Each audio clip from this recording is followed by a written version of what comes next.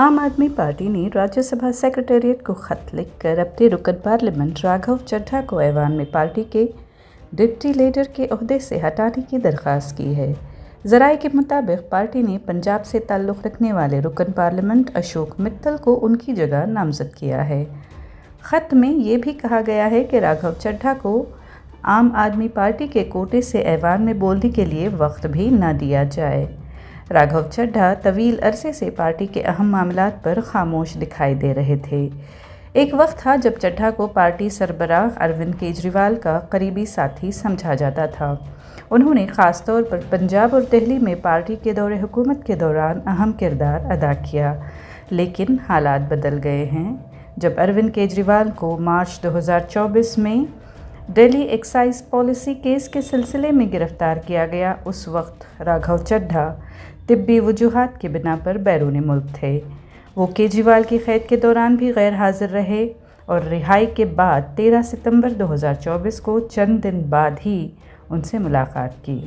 हाल ही में जब अदालत ने केजरीवाल, साबिक़ नायब वज़ीर आला मनीष सिसोदिया और दीगर आम आदमी पार्टी रहनुमाओं को एक्साइज केस में बरी किया, तो चड्ढा ने उस पर भी खामोशी इख्तियार किए रखी।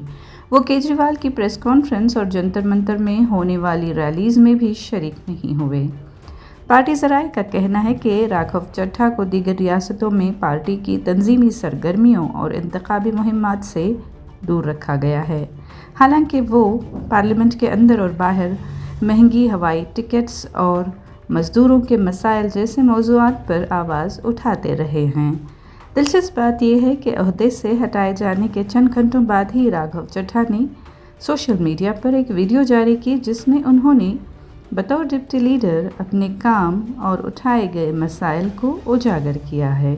जब जब पार्लियामेंट में बोलने का मौका मिलता है, मैं जनता के मुद्दे उठाता हूँ और शायद ऐसे टॉपिक्स उठाता हूँ जिसे आम तौर पर संसद में नहीं उठाया जाता।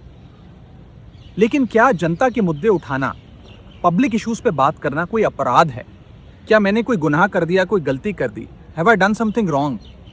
ये सवाल आज मैं इसलिए पूछ रहा हूँ क्योंकि आम आदमी पार्टी ने राज्यसभा सेक्रेटेरिएट को ये कहा है कि राघव चड्ढा के पार्लियामेंट में बोलने पर रोक लगा दी जाए। जी हाँ, आम आदमी पार्टी ने पार्लियामेंट को ये सूचित किया है कि राघव चड्ढा को पार्लियामेंट में बोलने का मौका ना दिया जाए। अब भला कोई मेरे बोलने पर रोक क्यों लगाना चाहेगा?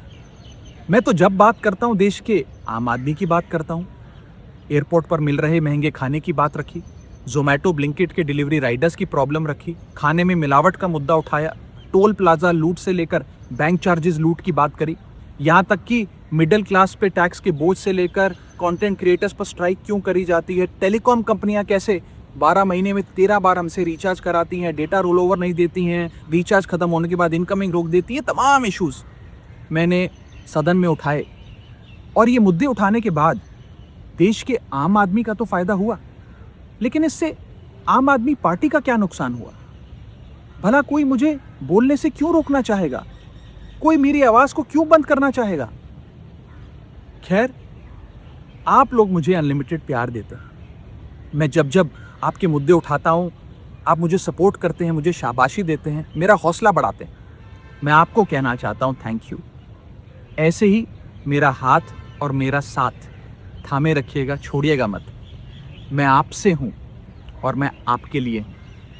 और जिन लोगों ने आज पार्लियामेंट में मेरे बोलने का अधिकार मुझसे छीन लिया, मुझे खामोश कर दिया, मैं उन्हें भी कुछ कहना चाहता हूं। मेरी खामोशी को मेरी हार मत समझ लेना। मेरी खामोशी को मेरी हार मत समझ लेना। मैं वो दरिया हूं जो वक्त आने पर सैलाब बनता है। जय हिंद।